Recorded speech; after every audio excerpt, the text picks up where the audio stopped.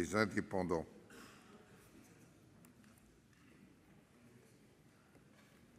Il a 6 minutes. Monsieur le Président, vous avez la parole.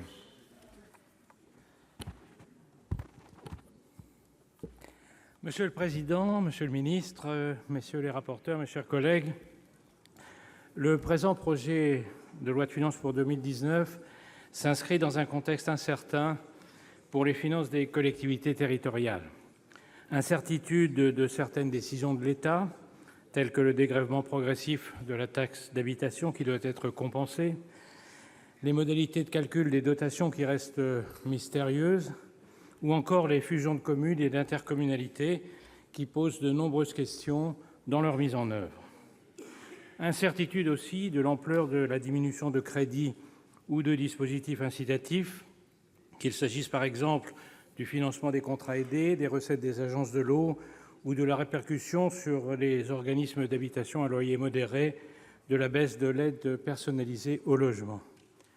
À cela s'ajoutent les difficultés économiques et sociales que nous connaissons tous, classes fermées, centres-bourgs qui perdent leur commerce, services publics menacés, déserts médicaux, fractures numériques. Comment s'étonner dès lors du découragement de nombreux élus locaux ? Les multiples lois de décentralisation et de déconcentration depuis des années n'ont apporté que des réponses cosmétiques aux besoins des territoires, et parfois elles ont elles-mêmes aggravé les problèmes. La complexité de la fiscalité locale et du système des dotations cache en fait une diminution constante des ressources des communes depuis 30 ans. Le résultat, des territoires en grande difficulté auxquels on demande pourtant de réduire leur budget, des élus qui ne savent plus comment faire pour ne pas laisser dépérir leur village, des communes rurales sans moyens humains et financiers pour soutenir le lien social et économique. Selon le projet de loi de finances pour 2019, l'enveloppe des concours financiers de l'État aux collectivités territoriales connaîtrait l'an prochain une légère augmentation de 0,8 % en valeur, due notamment à la reprise de l'investissement local et à la hausse consécutive du FCTVA, mais une baisse de 0,7 % en volume, compte tenu des prévisions d'inflation. Quant au crédit de la mission « Relations avec les collectivités territoriales », il ne représente qu'environ 8 % des concours financiers de l'État aux collectivités. Il ne s'agit donc que d'une partie minime de l'effort financier de l'État en leur faveur. Leur légère hausse de 97 millions d'euros en 2019 s'explique principalement par des effets de périmètre et par l'augmentation des moyens de la DGCL. Vous trouvez peut-être injuste, Monsieur le ministre, les critiques des élus locaux, alors que c'est la première fois depuis des années que la baisse des dotations est amortie. Mais vous savez bien que dans la mise en œuvre de ces dispositions, dans une opacité quasi totale de la part de l'administration du ministère des Finances, qui vous a privé de tout bénéfice politique de cette décision, de très nombreuses communes ont connu une réalité à l'opposé des annonces.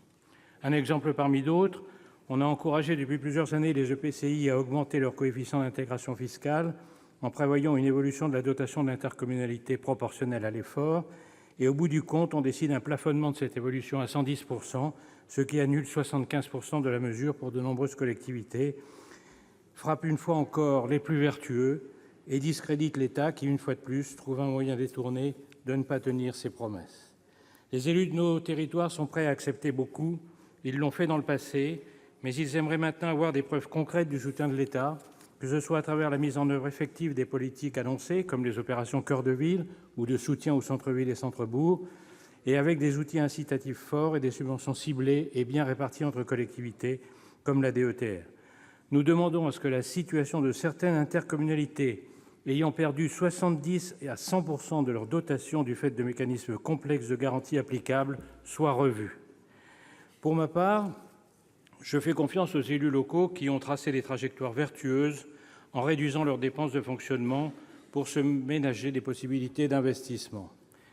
Je voudrais également profiter de cette tribune pour rendre un hommage appuyé à tous les maires, notamment ceux des petites communes rurales, ces élus exemplaires qui ne comptent pas leur temps pour rendre service à leurs administrés, qui s'engagent au quotidien pour dynamiser leur territoire, pour créer du lien, avec bien souvent, hélas, peu de moyens.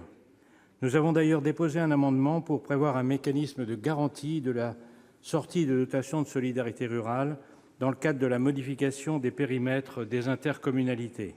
Cela peut en effet pénaliser une commune rurale dite défavorisée qui intégrerait un EPCI dit riche. La tentation de tout miser sur les métropoles pour tenir notre rang, pour résister dans une mondialisation de plus en plus concurrentielle, peut se comprendre, mais ce serait une erreur.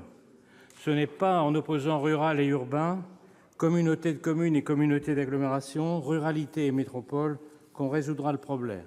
C'est en travaillant les complémentarités. Les campagnes ont des difficultés, mais elles ne font pas la manche. Et c'est d'une logique de réciprocité dans le développement que nous avons besoin. La République ne peut se contenter de n'être qu'une somme de territoires gagnants et de territoires perdants. Lorsqu'une partie des Français se sent oubliée par la République, ils se tournent vers les extrêmes et se rappellent à son bon souvenir le jour des élections. Il est essentiel de donner aux collectivités les moyens d'agir pour l'intérêt des populations et de respecter leurs libertés. Dès leur création, et encore plus depuis les lois de décentralisation, les collectivités ont été les piliers de notre modèle républicain, garants de nos valeurs d'égalité, de vivre ensemble et acteurs de la démocratie de proximité. Nous devons rendre hommage à nos élus locaux et leur apporter un soutien sans faille. Le groupe Les Indépendants votera les crédits de la mission « Relations avec les collectivités territoriales » du projet de loi de finances pour 2018